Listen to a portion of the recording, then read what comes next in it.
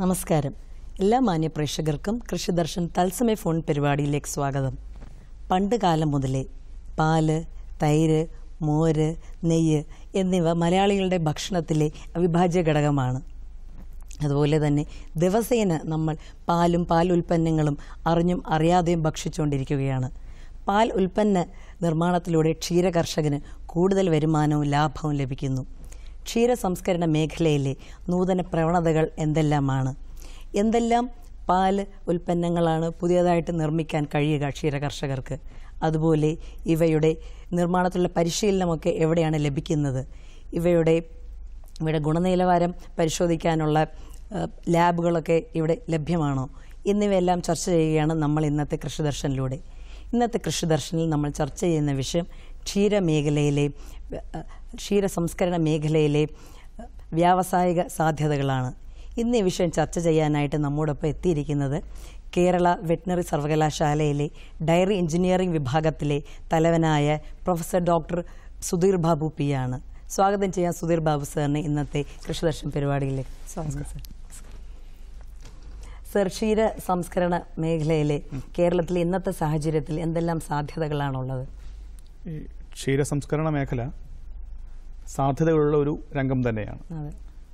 അത് പറയുമ്പോൾ മനുഷ്യനെവിടെയെല്ലാം ഉണ്ടോ അവിടെയൊക്കെയും പാലിൻ്റെയും പാൽ ഉൽപ്പന്നങ്ങളുടെയും ആവശ്യകതയുണ്ട് എന്ന പൊതു പ്രസ്താവനയിൽ നിന്ന് നമുക്ക് ആരംഭിക്കാം. പക്ഷേ അത് നോക്കുമ്പോൾ പ്രധാനപ്പെട്ട ഒരു വിഷയം, പൊതുവിൽ രാജ്യങ്ങളെ സംബന്ധിച്ചിടത്തോളം പാൽ എന്നുള്ളത് പാലായി തന്നെ ലഭ്യമാക്കുക ആണ് പ്രാഥമിക ഉദ്ദേശം, ഭരണകൂടത്തിൻ്റെ ഉദ്ദേശമായി പറയാറുള്ളത്. അതിനുശേഷം മൂല്യവർദ്ധിത ഉൽപ്പന്നങ്ങളിലേക്ക്, കാരണം ഇത്തരമൊരു ലഭ്യത ഉറപ്പാക്കേണ്ടത് ഒരു പൊതു ആവശ്യമായി പലപ്പോഴും കണക്കാക്കാറുണ്ട്. അപ്പോൾ പാല് എപ്പോഴാണോ സാധാരണ ആവശ്യത്തിനപ്പുറം ലഭ്യമാവുക, അപ്പോഴാണ് പലപ്പോഴും സ്വാഭാവികമായി അതിനെ ഒരു ഉൽപ്പന്നമായി മാറ്റുന്ന രീതി ഉണ്ടാവാറുള്ളത്. അതോടൊപ്പം തന്നെ വിപണിയിൽ ചില ആവശ്യങ്ങളുണ്ടാവും. വിപണിയിൽ ഓരോ പ്രദേശത്തെയും, ഫോർ എക്സാമ്പിൾ ഇപ്പം നമ്മൾ കേരളത്തിൻ്റെ കാര്യം എടുക്കുകയാണെങ്കിൽ തൈര്, സംഭാരം, ഐസ്ക്രീം, നെയ്യ് ഇവയൊക്കെയാണ് സാധാരണഗതിയിൽ നാം ചർച്ച ചെയ്യപ്പെടാറുള്ള ഉൽപ്പന്നങ്ങൾ എന്ന നിലയിൽ പറയുന്നത്. ഇതിൽ പാലിൻ്റെ ലഭ്യത പലപ്പോഴും മഴക്കാലത്ത് ഏറുകയും വേനൽക്കാലത്ത് കുറയുകയും ചെയ്യും. അപ്പോൾ ലഭ്യത ഏറുന്ന സമയത്ത് പാലിൻ്റെ വിപണി പാലായി തന്നെ ലഭ്യമാകാത്ത സാഹചര്യത്തിലാണ് പലപ്പോഴും ഉൽപ്പന്ന നിർമ്മാണം എന്നത് ഒരു നിർബന്ധിത വിഷയമായി മാറുന്നത്. അതായത് അത് കർഷകനെ സംബന്ധിച്ച്, ഉൽപ്പാദകനെ സംബന്ധിച്ചുള്ള വിഷയമായി മാറും. അതേസമയം നേരെ മറിച്ച് ചില ഉൽപ്പന്നങ്ങളോട് ഉപഭോക്താവിനുള്ള താല്പര്യം പ്രമാണിച്ചൊരു മാർക്കറ്റ് ഡിമാൻഡ് ഉണ്ടാകും. അതിനെ ഫീഡ് ചെയ്യാൻ വേണ്ടി അതിനാവശ്യമായ ഉൽപ്പന്നങ്ങൾ നിർമ്മിക്കുന്നതാണ് മറ്റൊരു സാഹചര്യം എന്ന് പറയുന്നത്. ഇത് രണ്ടും എപ്പോഴും നിലനിൽക്കുന്നതാണ്. അതുകൊണ്ട് എപ്പോഴും ഇതിനൊരു പ്രസക്തിയുണ്ട്, രണ്ട് നിലയിലുള്ള പ്രസക്തിയുണ്ട്.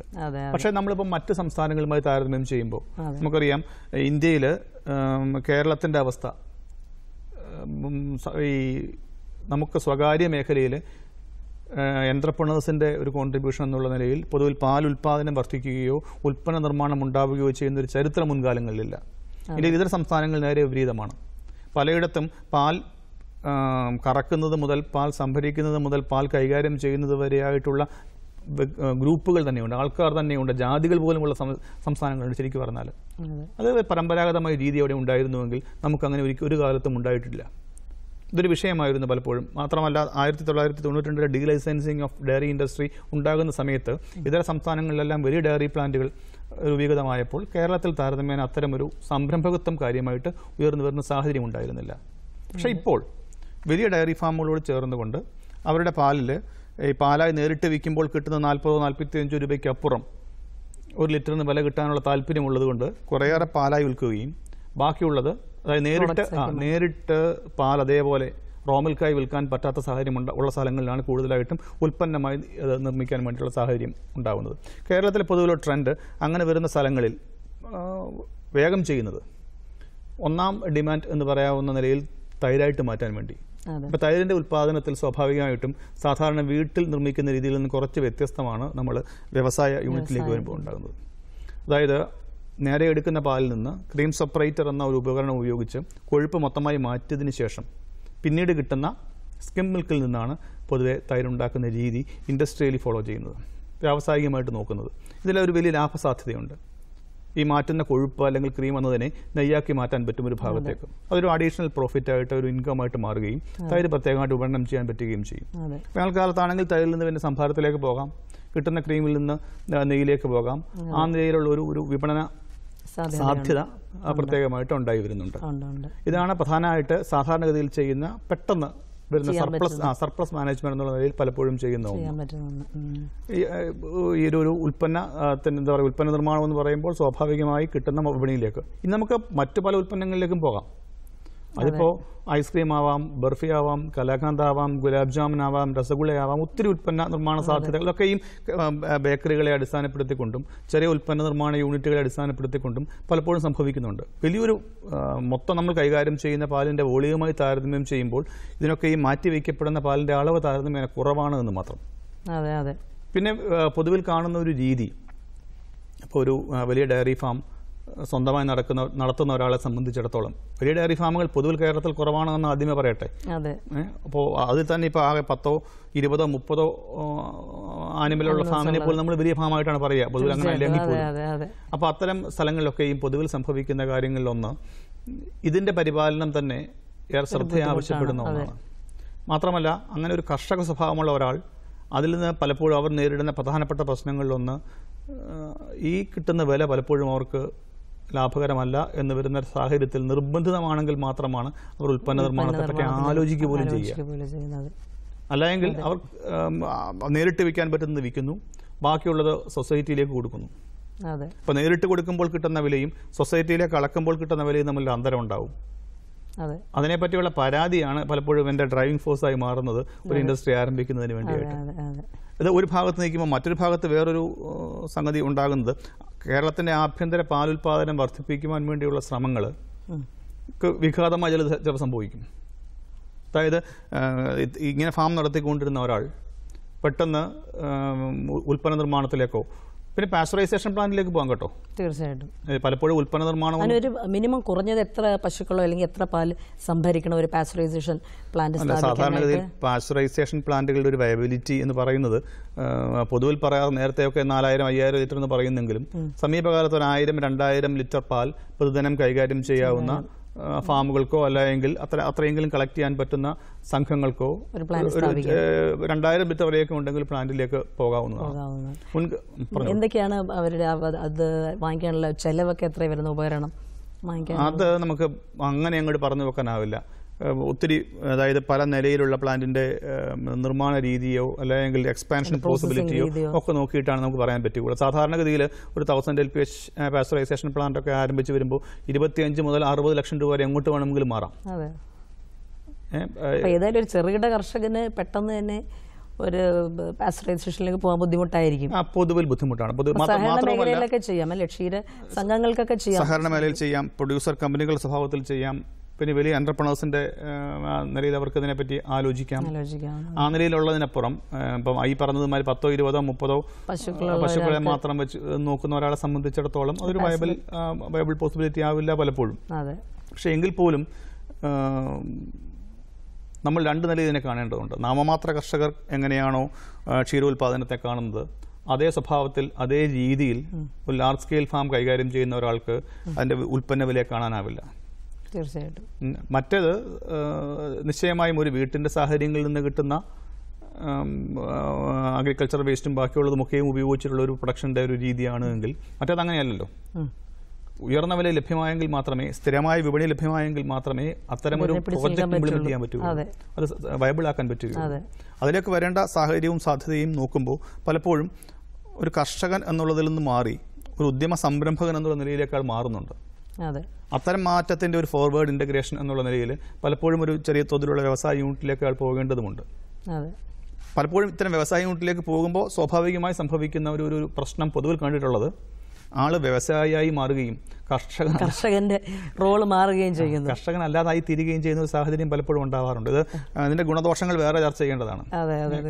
മൊത്തം ആഭ്യന്തര ഉൽപാദനം മാത്രം ലക്ഷ്യം വെച്ച് നിൽക്കുന്ന ഒരു സാഹചര്യത്തിൽ അത് ചിലപ്പോൾ ഗുണകരമാവില്ല. എങ്കിൽ പോലും ഇത്തരം സാഹചര്യങ്ങൾ നമുക്ക് പൂർണ്ണമായും ഒഴിവാക്കാനും ആവില്ല. കാരണം എന്താ സംഭവിക്കുക, അപ്പോൾ 1000 ലിറ്റർ പ്രൊഡക്ഷൻ എന്നുള്ളത് സ്വന്തമായി സാധ്യമല്ല എങ്കിൽ ആൾ മറ്റെവിടെ നിന്നെങ്കിലും പാൽ സംഭരിക്കാൻ സാധിക്കും. മറ്റെവിടെ നിന്ന് സംഭരിക്കാൻ നോക്കുമ്പോൾ കേരളത്തിന്റെ ഒരു സെമി അർബൻ മാർക്കറ്റിന്റെയും ഡീസെൻട്രലൈസ് പ്രൊഡക്ഷൻ്റെയും, അതായത് നമുക്ക് എന്തുകൊണ്ടാണ് കൂടുതൽ പ്രോസസ്സിംഗ് പ്ലാന്റുകൾ അല്ലെങ്കിൽ പ്രൊഡക്റ്റ് മാനുഫാക്ചറിങ് ഉണ്ടാവാത്തതെന്ന ചോദ്യത്തിന്റെ ഉത്തരം കേരളത്തിന്റെ പൊതുവിലുള്ള രീതി തന്നെയാണ്.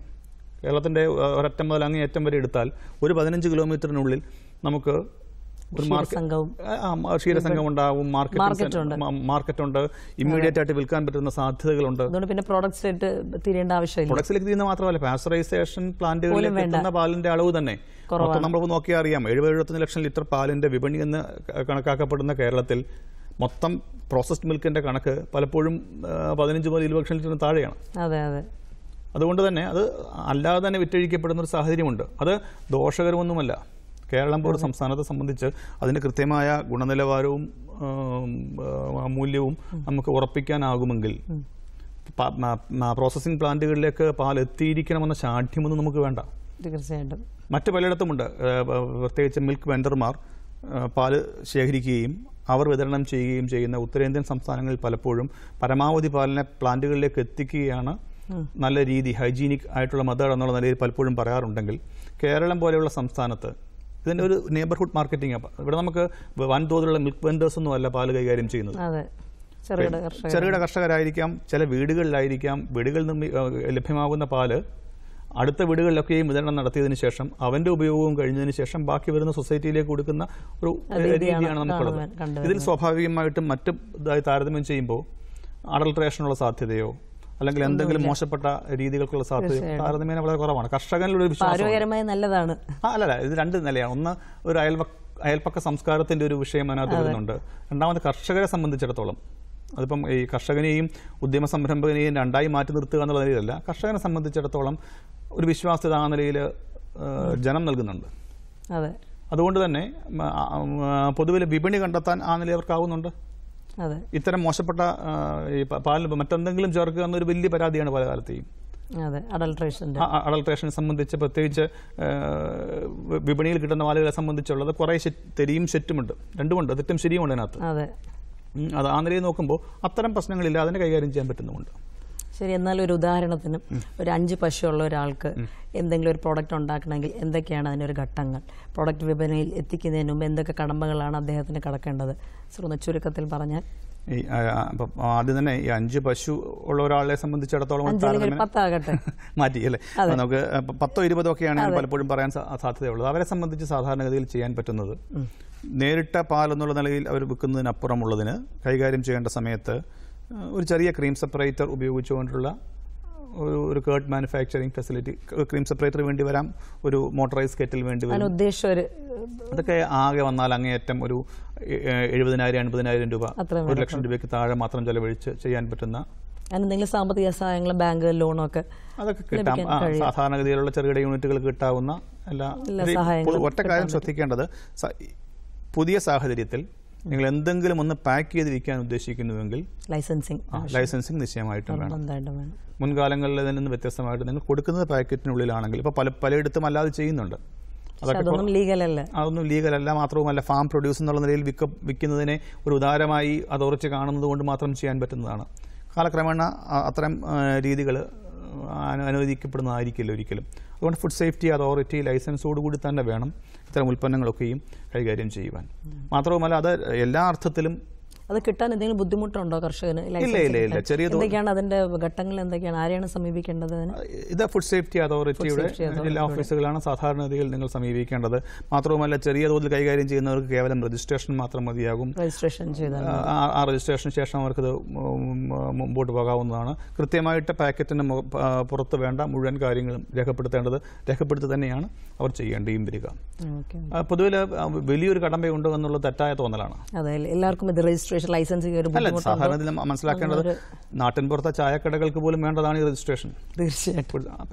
അതിന് ഭക്ഷണപദാർത്ഥം പാകം ചെയ്ത് വിൽക്കുന്ന ആർക്കും വേണ്ട രജിസ്ട്രേഷന്റെ ഭാഗമായി തന്നെ കൃത്യമായ ഉൽപ്പന്നങ്ങൾ ഏതൊക്കെയാണെന്ന് ലിസ്റ്റ് ചെയ്തുകൊണ്ട് ചെയ്യേണ്ട ഒന്നാണിത്. ഏതായാലും സാർ പറഞ്ഞനുസരിച്ച് തൈര് അവർക്ക് ചെയ്യാൻ പറ്റും, നെയ്യ് ചെയ്യാൻ പറ്റും, പിന്നെ അതുപോലെ പാല് നേരിട്ടും ചെയ്യാൻ പറ്റും. പിന്നെ അടുത്തതായിട്ട് എനിക്ക് ചോദിക്കാനുള്ളത്, ഇവർക്ക് ഇതിനുള്ള പരിശീലനം നമ്മൾ എവിടെയെങ്കിലും കൊടുക്കുന്നുണ്ടോ? അല്ല, ഇത്തരം ഉൽപ്പന്ന നിർമ്മാണങ്ങൾക്ക് ആവശ്യമായ മുഴുവൻ പരിശീലനവും വെറ്ററിനറി സർവകലാശാല തുടർച്ചയായി നൽകുന്നുണ്ട്. പല നിലയിലുള്ള ട്രെയിനിങ്ങുകൾ നമുക്ക് അവിടെ നൽകുന്നുണ്ട്. 1 വർഷം നീണ്ടു നിൽക്കുന്ന ട്രെയിനിങ് മുതൽ. മണ്ണുത്തിയിൽ മാത്രമേ ലഭിക്കത്തുള്ളൂ അല്ലെങ്കിൽ? ഇപ്പോഴത്തെ സാഹചര്യത്തിൽ മണ്ണുത്തിയിലാണ് നൽകുന്നത്. പക്ഷേ പൂക്കോട് ക്യാമ്പസിലും തിരുവനന്തപുരം ക്യാമ്പസിലും ഒക്കെ നമുക്ക് ഇത്തരം ട്രെയിനിങ് പരിപാടികൾ നമ്മൾ പ്ലാൻ ചെയ്തിട്ടുണ്ട്. നിശ്ചയമായിട്ടും ആൾക്കാർക്ക് പങ്കെടുക്കുകയും പത്രത്തിൽ കൂടെ പരസ്യം നൽകാം. അല്ലെങ്കിൽ സർവകലാശാലയുടെ വെബ്സൈറ്റിൽ അതിൻ്റെ ഡീറ്റെയിൽസ് എപ്പോഴും ഉണ്ടാകും. ട്രെയിനിങ്ങുകളെ പറ്റിയുള്ള ഡീറ്റെയിൽസ് ഉണ്ടാവും. മാത്രവുമല്ല ഏതെങ്കിലും ഗ്രൂപ്പുകൾക്ക് ഇപ്പം സെൽഫ് ഹെൽപ്പ് ഗ്രൂപ്പുകളാവട്ടെ, അല്ലെങ്കിൽ സൊസൈറ്റികളാവട്ടെ, കുടുംബശ്രീ ഗ്രൂപ്പുകളാവട്ടെ, ഇവർക്കൊക്കെ എപ്പോഴെങ്കിലും അവരുടെ താല്പര്യാനുസരണം നേരിട്ട് ഒരു 10 പേരുടെ ഗ്രൂപ്പിന് അത്തരം ട്രെയിനിങ് പരിപാടി ആവശ്യമുണ്ടെങ്കിൽ സർവകലാശാലയെ സമീപിച്ചാൽ അവർക്ക് ആവശ്യമായ ട്രെയിനിങ് പ്രോഗ്രാം, അവർക്ക് എന്തെല്ലാം ഉൽപ്പന്നങ്ങളാണോ ആവശ്യമായത് അതിനനുസരിച്ച് ചെയ്ത് കൊടുക്കാൻ പറ്റുന്നതാണ്. ഇവർക്കെല്ലാം ടെക്നിക്കൽ സപ്പോർട്ട് കൊടുക്കും. എവിടുന്നാണ് എല്ലാ കാര്യങ്ങളും ഉപകരണങ്ങൾ കിട്ടുന്നത്? നിരവധി യൂണിറ്റുകൾ ആ നിലയിൽ പ്രവർത്തിക്കുന്നുണ്ട്. അതെ, നന്നായി പോകുന്നുണ്ട്. ഇത് പാൽ ഉൽപ്പന്ന നിർമ്മാണം മാത്രമല്ല, കേരളത്തിനുള്ളിൽ സൊസൈറ്റികൾക്ക് വേണ്ടിയാവട്ടെ, മറ്റ് സംഘങ്ങൾക്ക് വേണ്ടിയാവട്ടെ ഉള്ള പാസ്ചറൈസേഷൻ പ്ലാന്റുകളുടെയും ചില്ലിംഗ് പ്ലാന്റുകളുടെയും മിൽക്ക് ഹാൻഡ്ലിംഗ് ഫെസിലിറ്റികളുടെയും ഒക്കെ ആവശ്യമായ മുഴുവൻ സാങ്കേതിക സഹായവും കൊടുക്കാൻ പറ്റുന്ന അവസ്ഥയുണ്ട് സർവകലാശാലയ്ക്ക്. മാത്രവുമല്ല, സർവകലാശാലയുടെ മണ്ണുത്തി ക്യാമ്പസിൽ യൂണിവേഴ്സിറ്റി ഡയറി പ്ലാന്റ് മുഴുവൻ ഉൽപ്പന്ന നിർമ്മാണ സാധ്യതകളും ഉള്ള ഒന്നാണ്. ഒരു വലിയ പാസ്ചറൈസേഷൻ പ്ലാന്റ് ഉണ്ട്, സ്പ്രെഡ് ഡ്രയർ ഉണ്ട്, റോളർ ഡ്രയർ ഉണ്ട്, ഐസ്ക്രീം മാനുഫാക്ചറിംഗ് ഫെസിലിറ്റി ഉണ്ട്. ഈ പറഞ്ഞ കേടും ഗീയും ഗുലാബ് ജാമുനും എല്ലാം നിർമ്മിക്കുന്നതിന് സംശയം എന്താ? അനുവാദം വന്നത് ഇത് കർഷകർക്ക് വേണ്ടിയുള്ള സ്ഥാപനമാണ്. നിശ്ചയമായും അവിടെ വരേണ്ടതാണ്. മാത്രവുമല്ല, മുൻകൂർ അറിയിച്ചുകൊണ്ട് അവിടെ എത്തുന്നുവെങ്കിൽ ക്ലാസും സന്ദർശനവും ഉൾപ്പെടെയുള്ള എല്ലാ സൗകര്യങ്ങളും അവിടെ ചെയ്തു കൊടുക്കാറുമുണ്ട്. ഓക്കെ, വളരെ സന്തോഷം ഇത് കേട്ടപ്പോൾ. സർ, അതുപോലെ ഇവരുടെയൊക്കെ ഗുണനിലവാരം പരിശോധിക്കാൻ എന്തെങ്കിലും സൗകര്യങ്ങളുണ്ടോ? ഗുണനിലവാര പരിശോധനയ്ക്ക് പല നിലയിലുള്ള സംവിധാനങ്ങൾ കേരളത്തിൽ നിന്നുണ്ട്. ഡയറി ഡെവലപ്മെന്റ് ഡിപ്പാർട്ട്മെന്റിന്റെ പ്രാദേശിക കേന്ദ്രങ്ങളും ജില്ലാ ഓഫീസുകളും ഒക്കെയുണ്ട്, ക്വാളിറ്റി കൺട്രോൾ ഓഫീസേഴ്സ് ഉണ്ട്. ആ നിലയിൽ ചെയ്യാവുന്നതാണ്. കാരണം എല്ലാവർക്കും എപ്പോഴും ആ മണ്ണുത്തിയിലോ അല്ലെങ്കിൽ സർവകലാശാലയുടെ കേന്ദ്രങ്ങളിലേക്ക് എളുപ്പമായിരിക്കും. മാത്രമല്ല, പാലും കൊണ്ട് ഇവിടുന്ന് അവിടെ എത്തുമ്പോൾ പാല് കടായി പോകുന്നവരാണല്ലോ. അപ്പോൾ ആ നിലയിൽ അവർക്ക് അതിനെ സമീപിക്കാവുന്നതാണ്. അല്ലെങ്കിൽ സർവകലാശാല ക്യാമ്പസിലും ഇതിനുള്ള സൗകര്യവും വളരെ ചെറിയ നാമമാത്രമായ ഫീസ് അടച്ചു കഴിഞ്ഞാൽ അത് കൃത്യമായിട്ട് അറിയാൻ സാധിക്കുകയും ചെയ്യും. എല്ലാ ടെസ്റ്റുകളും ചെയ്യാൻ പറ്റും. ഓക്കെ. പിന്നെ അടുത്തതായിട്ട് എനിക്ക് ചോദിക്കാനുള്ളത്, സാമ്പത്തിക സഹായങ്ങൾ ആരൊക്കെ കൊടുക്കുന്നുണ്ട്? ഡിപ്പാർട്ട്മെന്റ് എന്തെങ്കിലും നൽകുന്നുണ്ടോ? ബാങ്കുകളിൽ എന്തെങ്കിലും സ്കീംസ് ഉണ്ടോ? ബാങ്കുകൾക്ക് പൊതുവിൽ നബാർഡിന്റെ സ്കീമുണ്ട്. അതേപോലെ തന്നെ കോൾഡ് ചെയിൻ, അതായത് പാലിന്റെ ശീതീകരണ ശൃംഖല നിലനിർത്തുന്നതിന് വേണ്ടിയിട്ടുള്ള ക്ഷീരസഹകരണ സംഘങ്ങൾക്ക് കൊടുക്കുന്നുണ്ട്. സംഘങ്ങൾക്കുമുണ്ട്, വ്യക്തികൾക്കുമുണ്ട്. അത് കൂടുതലും മിനിസ്ട്രി ഓഫ് ഫുഡ് പ്രോസസിംഗ് ഇൻഡസ്ട്രീസിന്റെ സ്കീമുകളാണുള്ളത്. പക്ഷെ അതൊക്കെ സാധാരണഗതിയിൽ കുറച്ചുകൂടി വലിയ, ഇപ്പോൾ ഞാൻ അത് പറയാൻ കാര്യം, തമിഴ്നാട്ടിൽ അല്ലെങ്കിൽ കർണാടകയിൽ ഒക്കെ ആണെങ്കിൽ ഒരു 10,000 ലിറ്റർ 20,000 ലിറ്ററിൻ്റെയൊക്കെ ഒരു ചില്ലിംഗ് ഫെസിലിറ്റി, പാൽ ശീതീകരണ സംവിധാനം എന്നത് വളരെ സാധാരണമാണ്. കേരളത്തിൽ നമുക്ക് ആ നിലയിൽ ഒന്ന് പൊതുവിലില്ല. നേരത്തെ പറഞ്ഞല്ലോ കാരണങ്ങൾ. അതുകൊണ്ട് തന്നെ പലപ്പോഴും ഈ ശീതീകരണ ശൃംഖലകൾക്ക് വേണ്ടിയുള്ള സാമ്പത്തിക സഹായമൊക്കെ കുറച്ച് വലിയ കപ്പാസിറ്റി ഹാൻഡിൽ ചെയ്യുന്ന ആൾക്കാരെ ഉദ്ദേശിച്ചിട്ടാണ് മിനിസ്ട്രി ഓഫ് ഫുഡ് പ്രോസസിംഗ് ഉൾപ്പെടെയുള്ളവർ പലപ്പോഴും വിഭാവനം ചെയ്തിട്ടുള്ളത്. അതിലേക്ക് കേരളത്തിലെ സംവിധാനങ്ങൾക്ക് പലപ്പോഴും എത്താൻ പറ്റാതെ പോകുന്നു എന്നുള്ളൊരു വിഷയം കൂടിയുണ്ട്. അത് ഞാൻ പറഞ്ഞല്ലോ, അതായത് നമുക്കതിൻ്റെ ഒരു സാധ്യത വിഷയമുണ്ട്. പൊതുവിൽ നോക്കുമ്പോൾ കാലക്രമേണ ഇത് മാറിയേക്കാം. കേരളത്തിൽ പൊതുവിൽ സ്വകാര്യ മേഖലയിലെ സംരംഭകരെ സംബന്ധിച്ചിടത്തോളം സംഭവിക്കുന്ന കാര്യങ്ങളിലൊന്ന്, കേരളത്തിലെ വിപണിയിലാണ് പാൽ വിൽക്കുന്നതെങ്കിലും പ്രധാനമായും പാലിനെ ആശ്രയിക്കുന്നത് ഇതര സംസ്ഥാനങ്ങളെയാണ്. അപ്പൊ അത് ഒരു കർഷകരുടെ വിഷയമായിട്ട് പലപ്പോഴും നമുക്ക് ഇവിടെ പറയാൻ ഉദ്യമ സംരംഭകരുടെ മാത്രം വിഷയമായി. പക്ഷെ എന്നാലും ഇതൊന്നും പതുക്കെ കേരളം സ്വയം പര്യാപ്തതയിലേക്ക് നീങ്ങിക്കൊണ്ടിരിക്കുകയല്ലേ പാലുൽപാദനത്തിൽ സ്വയം പര്യാപ്തതയിലേക്ക് എത്തുന്നുണ്ട്. ഉൽപാദനം വർദ്ധിക്കുന്നുണ്ട്. പ്രത്യേകിച്ച് ഞെട്ടിപ്പിക്കുന്ന ഒന്ന് സമീപകാലത്ത് സംഭവിച്ചതാണ്. ഞെട്ടിപ്പിക്കുന്ന ഞാൻ പറയാൻ കാര്യം, കഴിഞ്ഞ വേനൽ സൃഷ്ടിക്കാൻ പോയ പ്രതിസന്ധിയെ പറ്റി വലിയ വ്യാകുലതയോടെയാണ് നമുക്ക് നോക്കിക്കണ്ടത്. വളരെ പെട്ടെന്ന് ഉൽപാദനം താഴേക്ക് പോയി. 60,000-70,000 ലിറ്റർ ഒരു പ്രദേശത്ത് തന്നെ കുറവുണ്ടായി. വേനൽ കടുക്കുന്നതോടെ കേരളത്തിൽ പാൽ ലഭ്യതയില്ലാതെയാകും എന്നൊക്കെയായിരുന്നു പ്രഡിക്ഷൻ. അത് മാറിയിട്ട് ഈ ഒരു സമയം എത്തിയപ്പോഴേക്കും 1.5 ലക്ഷം ലിറ്റർ പാലിന്റെ അധിക ഉൽപാദനം അധിക കളക്ഷൻ, ഉൽപാദനം അപ്പുറമായിരിക്കാം, അധിക സംഭരണം സൊസൈറ്റികളിൽ തന്നെ ഉണ്ടായ ഒരു അവസ്ഥയുണ്ടായി. അത് അങ്ങേയറ്റം സന്തോഷകരമാണ് ഒരു വഴിയിൽ. അങ്ങനെ പറയാൻ കാര്യം, ഈ എപ്പോഴെങ്കിലും പാലുൽപാദനം വിപണിക്ക് കൈകാര്യം ചെയ്യാവുന്നതിനപ്പുറമായി മാറുമ്പോൾ ഉണ്ടാകുന്നത് വലിയ പ്രതിസന്ധി കൂടിയാണ്. തീർച്ചയായിട്ടും ഈ പാലിന്റെ കാര്യത്തിലുള്ള ഒരു പ്രശ്നം അതാണ്. ഈ സ്വയം പര്യാപ്തത എന്ന് പറയുന്നത് സന്തോഷത്തോടൊപ്പം തന്നെ ചെറിയൊരു ഉൾക്കിടനം കൂടി ഉണ്ടാക്കും പലപ്പോഴും. കാരണം അതിനെ കൈകാര്യം ചെയ്യാൻ സജ്ജരാകുക എന്ന 2 നിലയിലാണ്. വിപണി മാത്രം പോരാ, അതിന് പറ്റുന്ന സാങ്കേതിക സൗകര്യങ്ങളും ഒക്കെയും നമ്മുടെ പ്ലാന്റുകളിലും ലഭ്യമാവണം. പലപ്പോഴും നമ്മൾ പ്രൊഡക്ട്സെ കൺവേർട്ട് ചെയ്യുക എന്ന് പറയുന്നത്, ഇപ്പം ഉദാഹരണത്തിന് 20% പലപ്പോഴും ഈ ആനുവൽ ഫ്ലക്ച്വേഷൻ വരിക, നമ്മുടെ എന്താ പറയുക ഫ്ലഷ് ലീൻ ഡിഫറൻസ് വരിക. 1 ലക്ഷം ലിറ്റർ പാല് കൈകാര്യം ചെയ്യുന്ന ഒരു പ്ലാന്റിൽ അടുത്ത ദിവസം മുതൽ 1,20,000 ലിറ്റർ പാലാണ് എത്തുക. 5 ദിവസം കഴിയുമ്പോൾ 20,000 ഗുണം 5, 1 ലക്ഷം ലിറ്റർ തന്നെ അവിടെ അധികമായിട്ടുണ്ടാവും. ഇത്രയും കൈകാര്യം ചെയ്യാനുള്ള സാങ്കേതിക സൗകര്യം അവിടെ ഇല്ല എങ്കിൽ ഈ പാൽ എന്ത് ചെയ്യുമെന്ന ചോദ്യമാണ് വരിക. തീർച്ചയായിട്ടും. മാത്രമല്ല, നമ്മൾ വിചാരിക്കുന്ന മാതിരി ഉൽപ്പന്നങ്ങൾ പാലിൻ്റെത് പോലെ വളരെയേറെ വിറ്റഴിക്കാനുമാവില്ല. അത് തൈരാവട്ടെ, അല്ല എങ്കിൽ ഈ പറഞ്ഞ ഐസ്ക്രീം ആവട്ടെ. വേറെ തമാശയും കൂടി വേണ്ട. കേരളം പോലെ കേരളത്തിന്റെ കാലാവസ്ഥയെ പറ്റി നാം പൊതുവെ പറയാറുണ്ടല്ലോ, നമുക്ക് ഡിസ്റ്റിങ് സീസൺസ് അല്ല ഉള്ളത്. നമുക്ക് മഴക്കാലവും മഴയില്ലാ കാലവുമാണ് പൊതുവെ ഉള്ളത്. ഈ മഴക്കാലത്താണ് പാലുൽപാദനം കൂടുന്നത്. അതേ മഴക്കാലത്ത് തന്നെയാണ് തൈരിന്റെയും ഐസ്ക്രീമിന്റെയും സംഭാരത്തിന്റെയും ഒക്കെ വിപണി കുത്തനെ താഴേക്ക് പോകുന്നത്. അതായത് പാലുൽപാദനം പാലുൽപാദനം എപ്പോഴാണോ വല്ലാതെ വർദ്ധിക്കുന്നത്, അതേ കാലത്ത് പാലുൽപ്പന്നങ്ങളുടെ വിപണി സാധ്യത കുറയുകയും ചെയ്യും. ഇത് രണ്ടും കൂടെ പ്രോസസ്സിംഗ് പ്ലാന്റുകൾ ഇത് ഒരിക്കലും കർഷകർ അറിയാറില്ല. ഇതൊരു സൊസൈറ്റി ലെവലിലോ അല്ലെങ്കിൽ ഒരു സ്ഥാപനങ്ങളുടെ ഒരു ചർച്ചയിലോ മാത്രം വരുന്ന വിഷയമാണ്. അടുത്ത കാലത്തെങ്കിലും നമുക്ക് പ്രശ്നം ഉണ്ടായിട്ടില്ല. നമുക്കറിയാം, ഒരു 10-15 കൊല്ലം മുമ്പൊക്കെ പാൽ സംഭരിക്കാനാവാതെ അതിന് പ്രതിഷേധം എന്നുള്ള നിലയിൽ പാല് റോഡിൽ ഒഴുക്കി കളയുന്ന അവസ്ഥ പോലും സമരത്തിന്റെ ഭാഗമായിട്ട് കർഷകർ സംഘടിപ്പിച്ചിട്ടുണ്ട്. കഴിഞ്ഞ 10-15 കൊല്ലമായിട്ട് അതില്ലായിരുന്നു. ഇനിയിപ്പോൾ വരുമോന്നുള്ള ചില ഭയപ്പാടുണ്ട്. പക്ഷെ ആ ഭയപ്പാട് സന്തോഷത്തോടെയുള്ള ഭയപ്പാടെന്ന് ഞാൻ പറയുള്ളൂ. പാൽ സ്വയം പര്യാപ്തതയിലേക്ക് കേരളം എത്തുമെങ്കിൽ അതിന് വലിയ സന്തോഷത്തോടുകൂടി മാത്രമേ നമുക്ക് സ്വീകരിക്കാനുമാവുകയുള്ളൂ. സാർ, നമ്മുടെ പരിപാടിയുടെ സമയം ഏകദേശം പൂർണ്ണമാവുകയാണ്. അതിഥിയുടെ മേൽവിലാസം പറയാം. Doctor Sudheer Babu P, professor and head, dairy engineering, university dairy plant, Mannuthy, Thrissur. Phone number 9447331231. Phone number ആവർത്തിക്കുന്നു, 9447331231. സാറിന് അവസാനമായിട്ട് ഈ മേഖലയിലേക്ക് കടന്നു വരുന്ന യുവാക്കളോട് എന്ത് മെസ്സേജാണ് നൽകാനുള്ളത്? മെസ്സേജായി പറയാനുള്ളത്, അങ്ങേയറ്റം അർപ്പണബോധമുണ്ടെങ്കിൽ മാത്രം ഇറങ്ങാൻ പറ്റുന്ന ഒരു മേഖലയാണ് ക്ഷീരസംസ്കരണ മേഖല. മാത്രമല്ല, ഒരിക്കൽ ആരംഭിച്ചാൽ 365 ദിവസവും ജോലിയാണ്. ബ്രേക്കില്ല. ഇത് സാധാരണഗതിയിൽ താരതമ്യം ചെയ്യാറുള്ളത് ന്യൂസ് പേപ്പർ ഇൻഡസ്ട്രിയുമായിട്ടാണ്. എല്ലാ ദിവസവും രാവിലെ കാത്തിരിക്കുന്ന 2 പേരാണ് പാൽക്കാരനും പത്രക്കാരനും. അതുകൊണ്ട് ആ നിലയിൽ കാണാൻ സാധിക്കുന്നവർ മാത്രം, വളരെ പാസീവായിട്ട് ഇറങ്ങാൻ പറ്റുന്ന ഒരു ഇൻഡസ്ട്രി അല്ല ഡയറിയുടേത്.